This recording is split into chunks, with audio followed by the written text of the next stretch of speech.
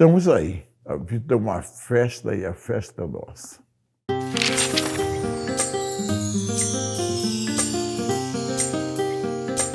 Rubem Confetti é o nome que veio depois.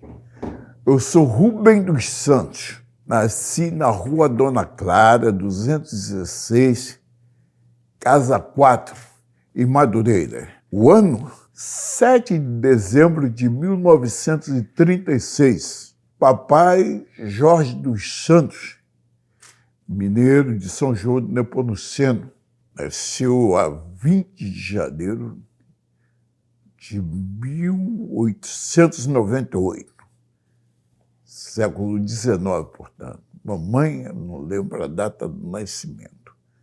Antonieta Costa dos Santos, nascida na Piedade, subúrbio do Rio de Janeiro. Papai e mamãe não sabiam ler, analfabetos. Papai, eu lembro que ele aprendeu as primeiras letras já.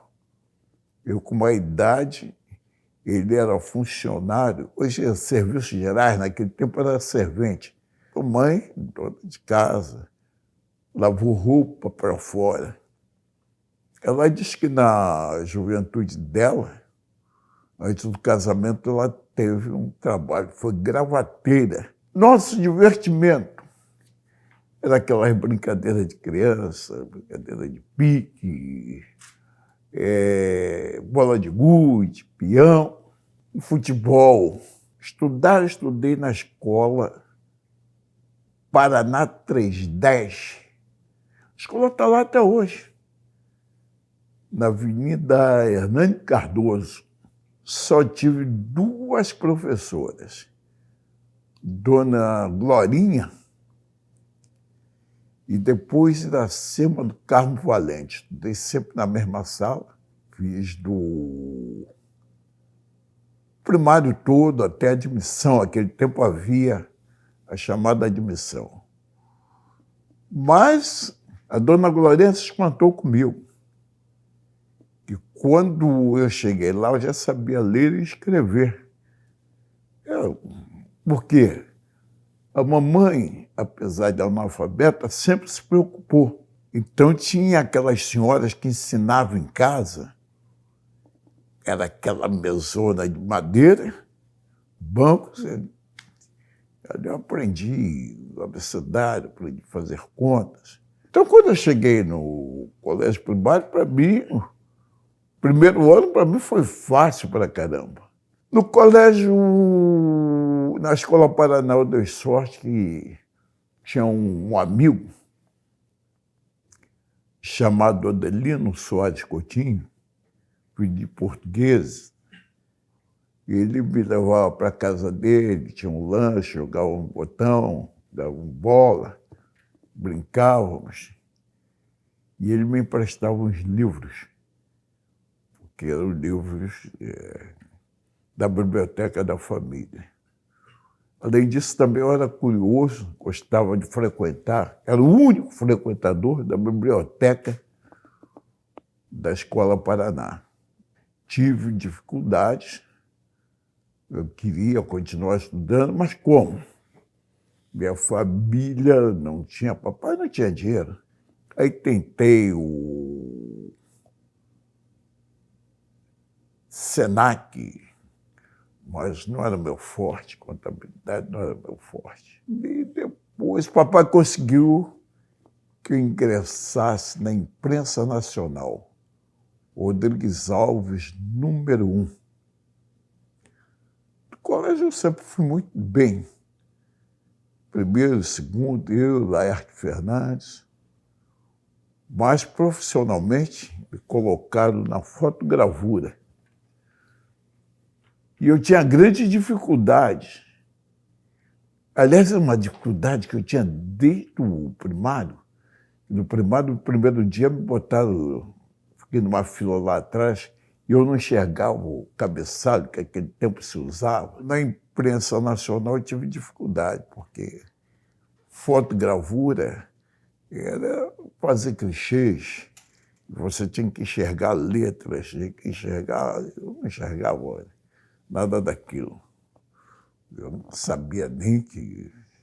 Porque não se fazia exames médicos normais. O oftalmológico piorou ainda.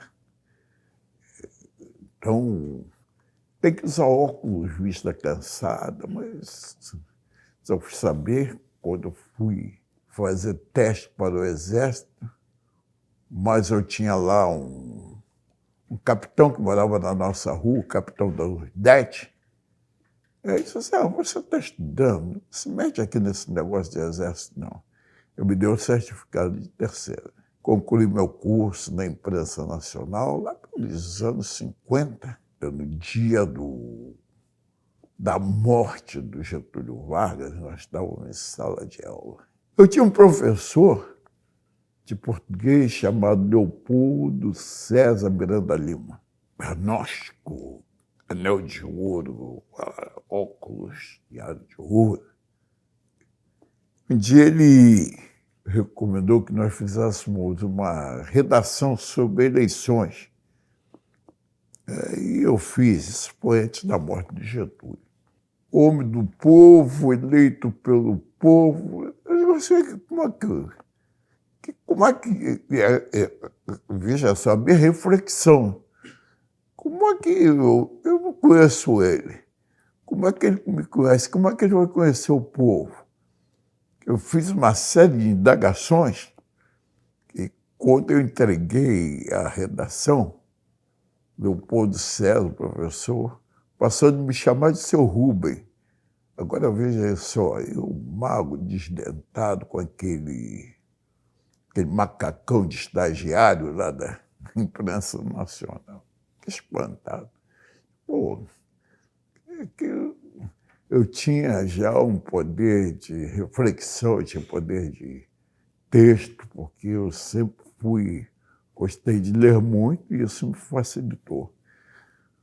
Não que eu entendesse de gramática, eu não entendia de gramática, mas eu sabia colocar tudo certinho no lugar, ponto, vírgula. Na imprensa nacional tinha uma biblioteca ao lado da nossa oficina de fotogravura.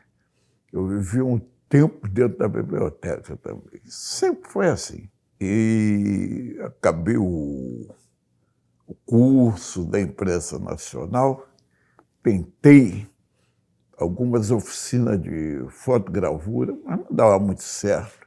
Não podia, eu não enxergava. E eu não tinha noção do que era a minha ausência de visão. Eu tinha uma visão, mas não era total. Mas dava para enxergar, eu ia levando. E assim fui eu. Trabalhei também no laboratório Miller-Roux, Catumbi, e a Rua Eliseu Visconti. Trabalhei ali na fábrica de chapinhas também, na Rua Itapiru. Trabalhei na São Vicente, Marquês de São Vicente, na Gávea, no Sudantex. Assim, rapidamente, ficava um tempo, todos assinaram carteira. Mas, em 1965, 64 para 65, eu comecei a fazer uns showzinhos na TV Celso, Jaci Campos, com o Jaci Campos dirigindo, depois fiz a TV Celso da Visconde de Pirajá, que era o teatro, que era o auditório da TV Celso. Eu até comecei a ganhar um dinheiro, eu digo, puxa vida, ganhava mais que salário mínimo, fazendo 2 apresentações de figurante por mês.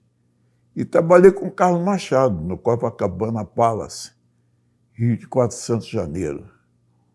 A grande estrela era o Grande Hotel, o 400 de Janeiro, porque foi o centenário, o 4º centenário do Rio de Janeiro. Fiz lá aquela revista do Copacabana. Mas aí depois o Carlos Machado dava um contrato para nós, que era o contrato em branco. Mas aí, quando ele me desligou, eu fui à justiça, meti ele na justiça, ele levou um susto. Porque, paralelo ao estudo, contra rato de biblioteca, eu comecei já a frequentar a Biblioteca Estadual, hoje Parque Estadual da Presidente Vargas, próximo ao Campo de Santana. Frequentei Biblioteca Nacional, ali na Avenida Rio Branco, né? Frequentei o Real Gabinete Português de Leitura. E o Real Gabinete Português de Leitura, nos anos 60, gente. Um dia lá, eu conversava muito com Arthur Forte Faria de Almeida, que era o bibliotecário-chefe. E ele começou. Um dia ele me convidou para ir a um encontro de autoconhecimento num apartamento da Prudente de Moraes. E quando eu cheguei lá, eu vi já só saindo da Rua da Ana Clara. Cheguei lá, eu fiz um relato da minha chegada até lá. Eu nunca tinha entrado num apartamento da Prudente de Moraes, em lugar nenhum da Zona Sul. Quando acabou o meu contrato, eu já estava com o Gurgel, já estava no grupo. Aliás, eu vi os 64, eu tinha muitos banqueiros, tinha alguns banqueiros, pequenos banqueiros nesse grupo. Eu vi a transformação do ano de 64, a transformação financeira do Rio de Janeiro.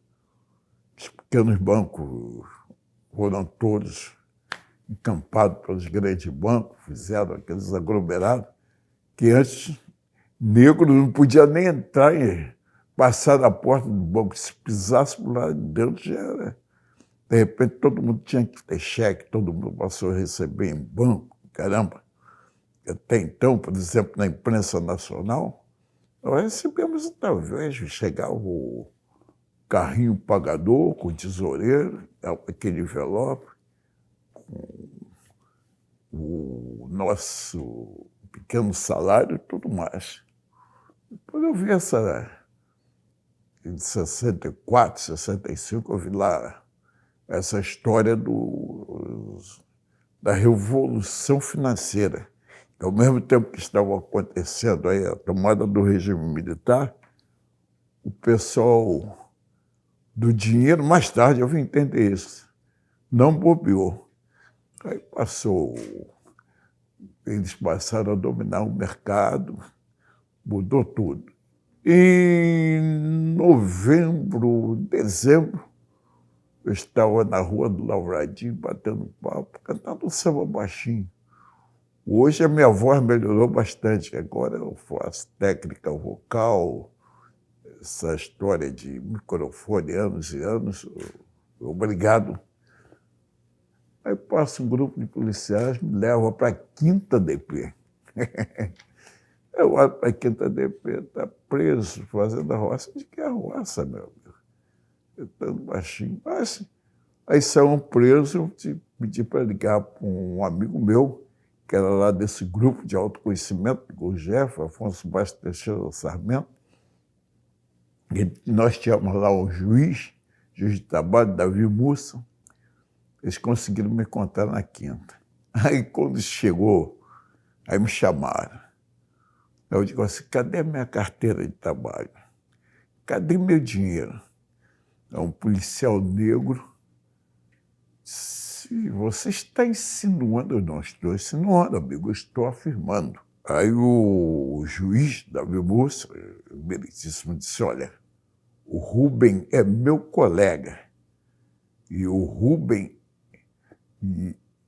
está comigo. Aí fui eu embora e eu fui levando a minha vida. Acabou a TV Celso, acabou o Carlos Machado.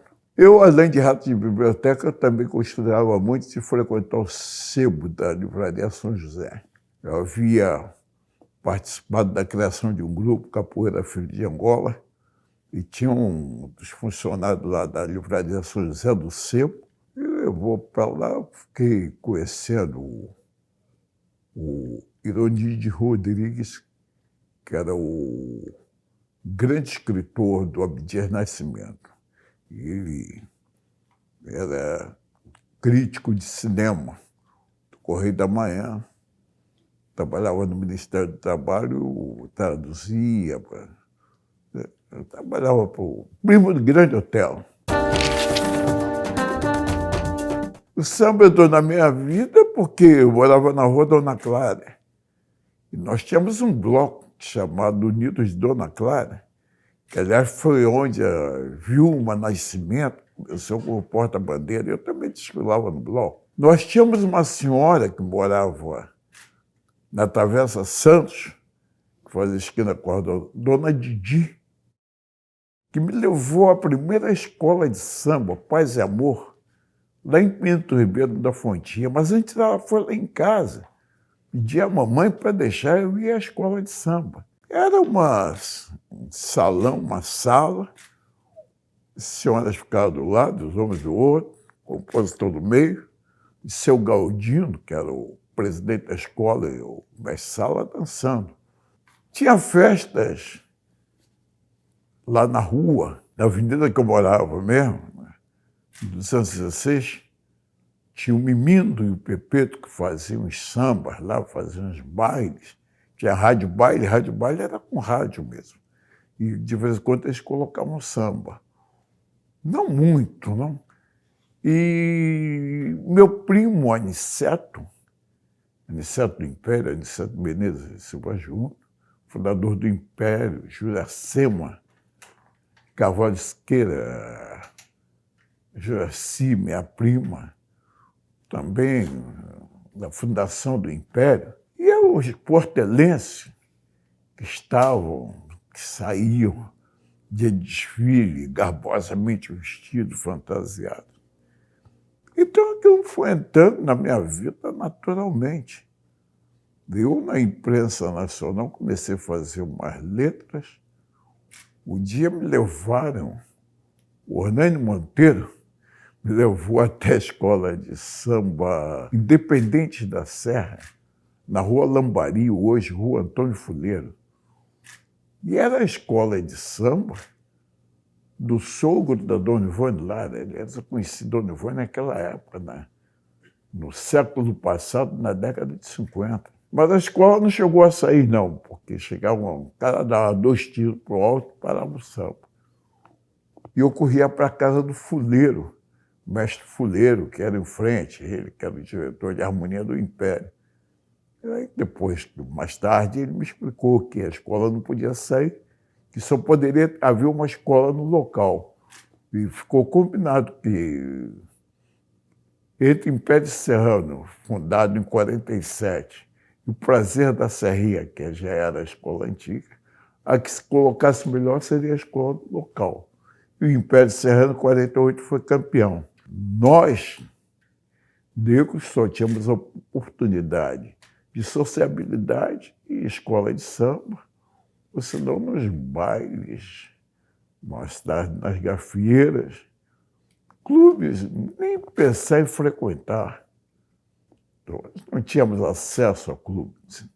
Aliás, há pouco tempo, esses dias eu estava conversando com um amigo negro, o único negro comerciante de Madureira. Ele não conseguiu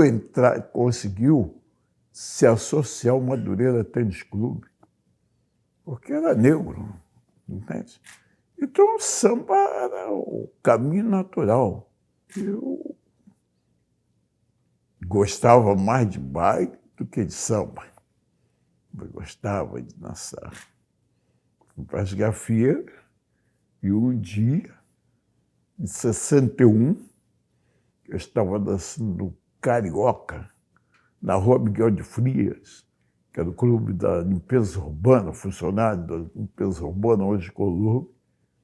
Aí o Xangô da Mangueira chegou junto com o seu Dark dos Santos, senhorzinho, que também foi presidente da escola, aliás, a escola foi fundada pelo avô dele, que é o Júlio dos Santos, e o Galego me levaram para Mangueira. Eu fui para Mangueira no tempo ainda da cerâmica.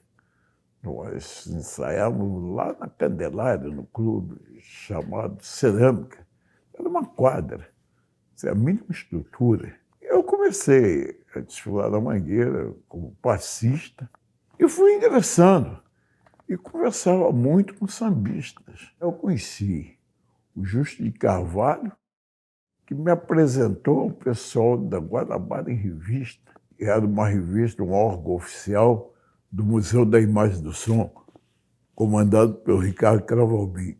A informação foi no meu, que o Ricardo precisava de alguém que conhecesse o pessoal de escola de samba, do samba, e eu levei o pessoal do museu a muitas escolas de samba. Era de samba, conversar com o pessoal.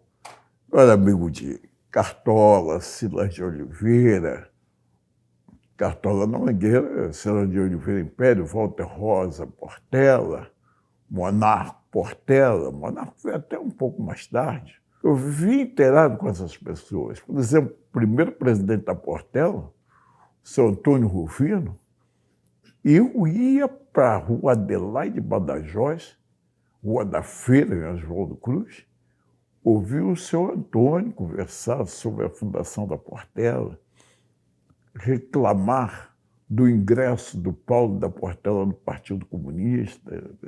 O Paulo não devia ter feito isso. E contando as histórias da Portela, eu gostava disso. E fui crescendo assim. Quer dizer, foi entrando, eu fui...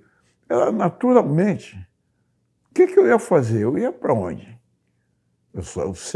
O nosso social era nas escolas de samba e nas gafeiras.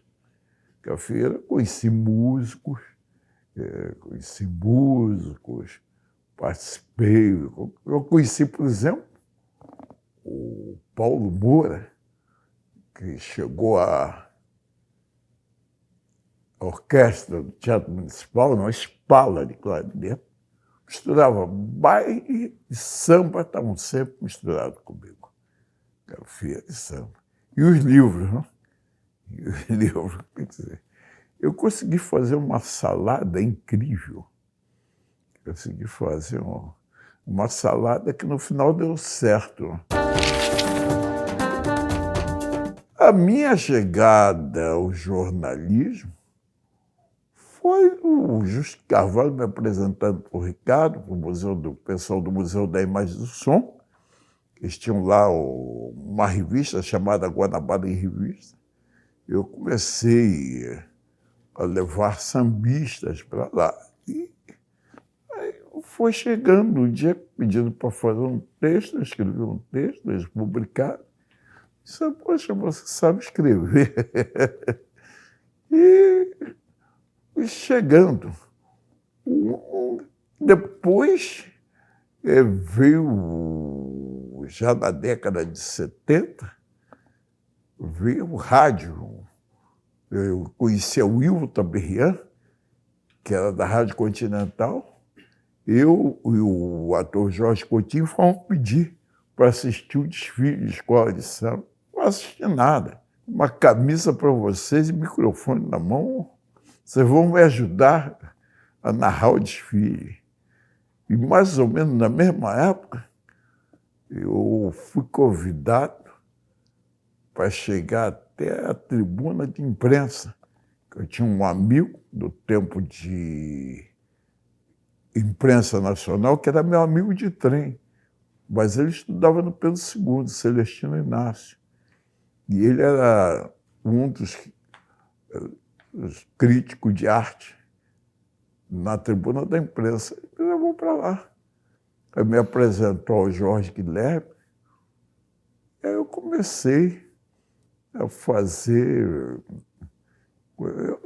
Na verdade, talvez eu tenha tido pauta só em 2 artigos que eu escrevi. Um foi para o São Joãozinho 30, quando ele fez As Minas do Rio Salomão, Depois o Jorge Guilherme me transferiu para o Caderno Literário da Tribuna. Era Leonor Baceres, que era editora, novelista da Globo. Ela me pediu para escrever sobre o Ney Matogrosso. Depois, praticamente, eu pautei todas as minhas matérias do Caderno Literário da Tribuna. O Jorge Guilherme me deu uma coluna, eu sempre pautei meus artigos. Depois o Celestino me levou também para o Lampião, do Agnaldo Silva. Também sempre pautei as minhas matérias. E o Jaguar. Aí volto eu para Prudente Moraes. Aí foi para o Desapar.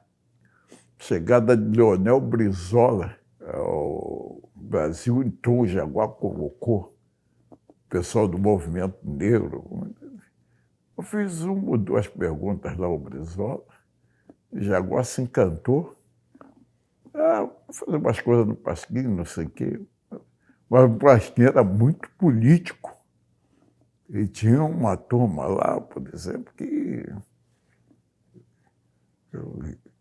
só tinha, acho que deu só o Ikenga, que era cartunista como Jaguar.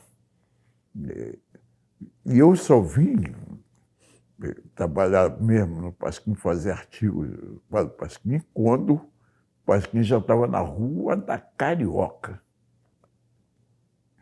Jaguar comandando ali, eu também já estava com a prática da tribuna da imprensa, onde eu fiquei 5 anos. Então, eu fui chegando, fui entrando. Ganhar dinheiro, aliás, o Sérgio Cabral aniversariou no dia 27 de maio. Nós fizemos uma entrevista com ele na Rádio Nacional. E aí ele, ganhar dinheiro é um tanto quanto complicado. Não se ganhava dinheiro, não. De repente você começava, mas até você chegar a ganhar dinheiro é complicado. Tinha um amigo aqui, um amigo acertava o negócio ali, mas você não tinha nem carteira assinada, nem dinheiro. Aliás, a carteira como jornalista só aconteceu quando o Abirria me convidou para ir para a Rádio Nacional. Daí eu chego na Rádio Nacional, departamento pessoal, hoje RH, não, tem que ter o registro. Meu nome é Rubem dos Santos. Naquele tempo você tinha que tirar quatro certidões dos ofícios de notas, sei lá o quê. Aparecia Rubem dos Santos, ladrão de galinha, Rubem dos Santos Oliveira, estuprador, lá em Cabo Frio. Eu levava sempre um calhamaço de certidões com Rubem dos Santos, só que não era eu. E eu não conseguia de jeito nenhum o registro. Aí eu resolvi apelar para o delegado regional de trabalho. E aí o chefe de gabinete, que não me deixava entrar para conversar com o delegado, eu coloquei ele chamado de certidões. Certo dia eu estou sentado lá na sala, quem chega? Carlos Alberto de Oliveira. Ele era presidente do Sindicato de Jornalistas. O que você está fazendo aqui? Eu digo, eu quero conversar com o delegado, porque eu trabalho de jornalismo há muito tempo.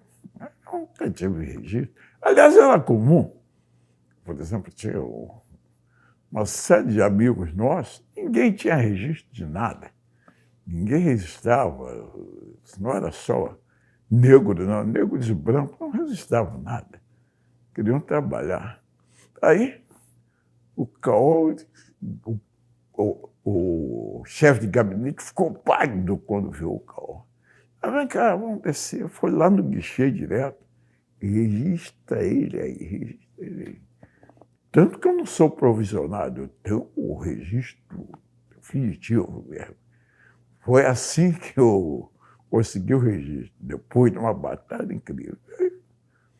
Fiquei na Rádio Nacional, sempre contribuindo para diversos jornais, entrevistado. Aí comecei a fazer também televisão, convidado primeiro para a TV Educativa, depois TV Manchete, TV Globo, levando sempre a minha vida, ingressando na... Assim eu ingressei no jornalismo, e agora eu estou há 43 anos na Rádio Nacional. Tentaram me desligar do governo do Bolsonaro, né? Só que eu, no dia quando eu estava no RH, lá no gabinete que chegou o senhor de Brasília para me desligar, eu digo, eu não entendo nada que o senhor está falando. Meu advogado está aí. Entramos com a ação, fui reintegrado e estamos lá. Sempre eu fiz foi essa a minha trajetória. Eu, quando cheguei nas redações, encontrava jornalistas negros. Porque naquele tempo, a redação é algo fechado.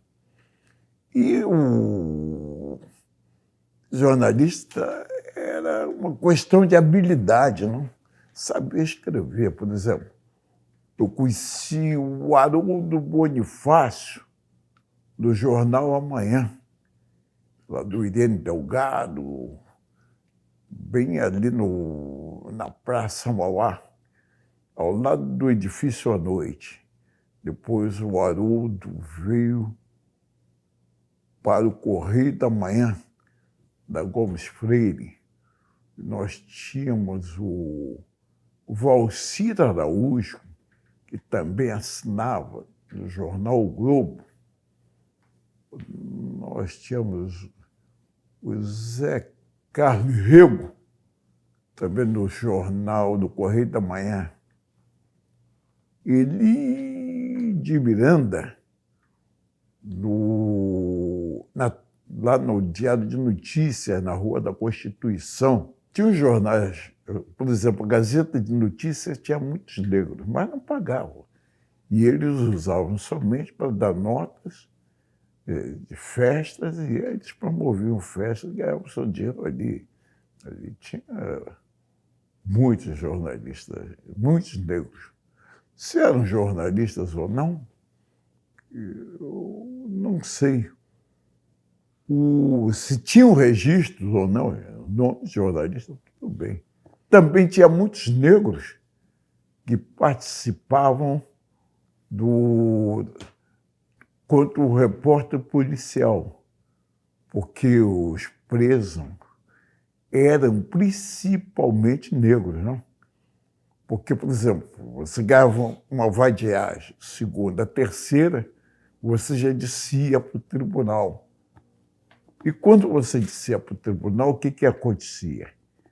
Você acabava recebendo, ia parar na penitenciária. Então, por isso que a população negra era muito grande dentro das penitenciárias. Conheci uma série assim, por exemplo, Valdinar Ranulfo era policial, escrivão de polícia e jornalista, mas todo voltado para a página de crime. Tinha, inclusive, pessoas brancas também, mas todos muito voltados para a página de crime, porque o negro, para eles, era crime. Nós tínhamos muitos companheiros negros. O Ivan Costa, por exemplo, no Jornal do Brasil, ainda na Avenida Presidente Vargas, ou Presidente Vargas, Avenida Rio Branco, mas veja só. O Sebastião Copeba, ele saiu daquele grupo que o Ed Miranda criou, ele foi setorista do Tribunal de Júri e dali ele partiu. Copeba chegou a Cidadão Samba, a CC. Mas era o Ailton Assis, meu parceirinho na Tribuna da Imprensa. Ailton Assis tinha uma passagem. Ailton era do escritório da Tribuna da Imprensa. O Jorge Guilherme, que aliás também foi quem me levou para... Era o meu secretário na Tribuna da Imprensa e depois me recepcionou lá na Rádio Nacional, levou Ailton Assis para a redação. Sempre houve negros na redação. A redação não tinha isso. A redação era habilidade, era saber fazer, era criatividade. Eu considero que foi um tempo muito bom, mas tinha um problema, né? Tinha um problema porque você tinha um pessoal do Partidão, do Partido Comunista, que te olhava com a cara, que eles achavam como... Tinha a maioria dos dirigentes do pessoal do Partido Comunista, a classe média. Eu até discutia muito com eles, eu dizia assim, vocês conhecem Caxias, Campo Grande, já foram a Itaboraí? Os caras não iam a lugar nenhum, ficavam discutindo muito em mesa de bar, muito, sabe, dentro do partido. Aliás, eu tinha um amigo, Geraldão foi deputado federal por São Paulo. E ele era amigo do pessoal lá em Moscou, do Kremlin, e ele dizia, Confete, dentro do Partido Comunista, é amigo de Prestes, dentro do Partido Comunista, alguns dizem até para mim, pois é, Geraldão, quando a polícia chegar, nós temos dinheiro para sair do país, e você, como é que vai ser? Então, o negro não tinha uma boa posição, não. Aliás, nós tivemos um problema, né? O Paulo da Portela era do partido. Ele foi até ao cartório do pai do João Saldanha, querendo levar, para provar que o samba era cultura. Aí o pai de João Saldanha, eu não vou não, me leva o meu filho. Quer dizer, nos anos 30, João Saldanha disse, não, Confete, eu fui lá, eu gostei, fiquei em Portela, eu fui ao Evaldo Cruz. João Saldanha deve ser um menino bastante jovem naquela época. Talvez o primeiro branco classe média do Partido Comunista a chegar na Portela, porque ninguém ia lá, né, mesmo? Era muito longe. Mas eu conhecia esse pessoal todo e posso dizer a vocês, todos gostavam que se colaborasse com o caderno de crimes, o que se sabia, porque o negro, que é o criminoso do Rio de Janeiro naquele tempo, era negro. Mas o jornalismo foi mudando, não? Eu, por exemplo, peguei essa parte do jornal, rádio, televisão, e depois o jornalismo veio crescendo hoje, as novas plataformas, mídias, e nós temos um outro espaço. Eu fico um tanto quanto temeroso, porque, como naquela época, hoje está pior. Todo mundo está escrevendo essa coisa do virtual, da tecnologia, todos estão escrevendo. Então, mistura muito, não? Quem é jornalista com quem não é. E, para mim, Eu sempre fui da comunicação social. Comunicação virtual é uma comunicação social, sim. Você tem que ir à fonte, tem que saber, tem que conversar. A comunicação virtual, a tecnologia, está na frente da comunicação social. E não dá certo, não dá certo. Eu sou ouvinte de rádio jornalismo. Então, eles estão fazendo rádio-jornalismo para meia dúzia. No tempo do jornal, do papel, do impresso, você tinha cerca de 30 e poucos jornais no Rio de Janeiro, eram pequenos, grandes, mas o camarada ia lá na banca comprar e lia. Agora desapareceu. Parece que você só tem uma parte de uma comunidade com certo poder aquisitivo, com uma intelectualidade para saber. Não se tem, mas... Aliás, eu perguntei ao João Saldanha um dia, eu digo ao Saldanha, como você, filho de advogado, com uma formação universitária, um acadêmico, você escreve isso assim, o confete. Eu só uso 90 palavras porque eu escrevo para o povo. Quem me lê é o povo. Aliás, uma outra história que nós temos que esclarecer bastante quanto a essa comunicação virtual é o seguinte: quem lê é o povo.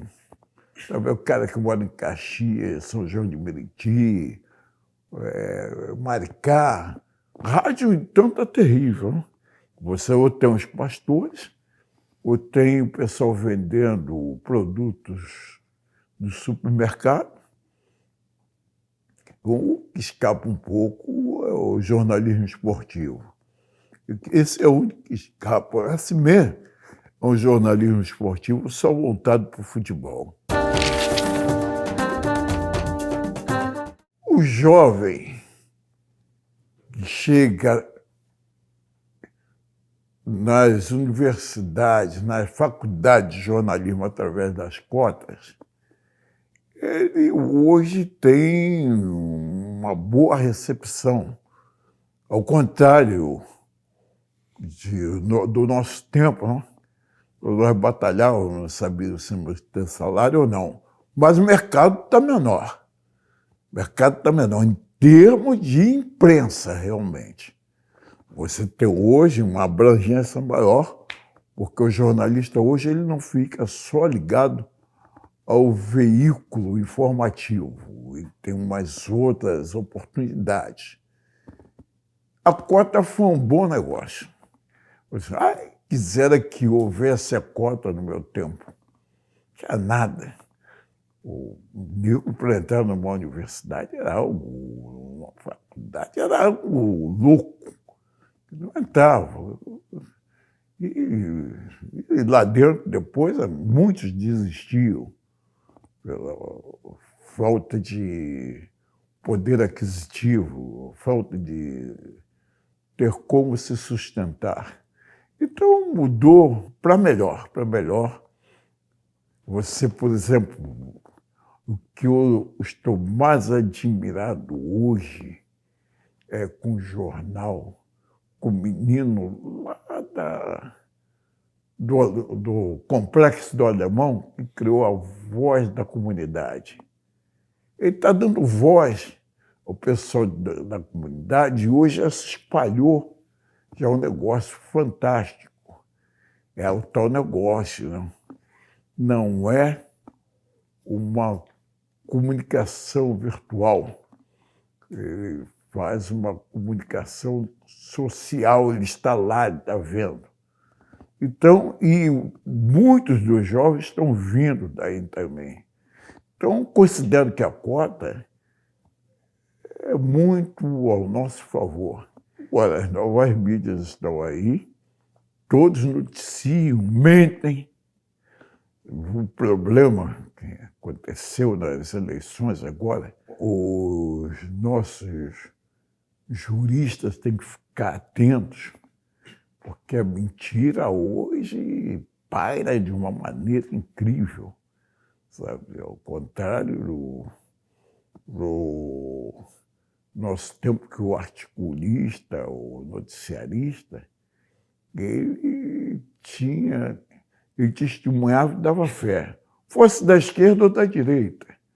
Você está entendendo?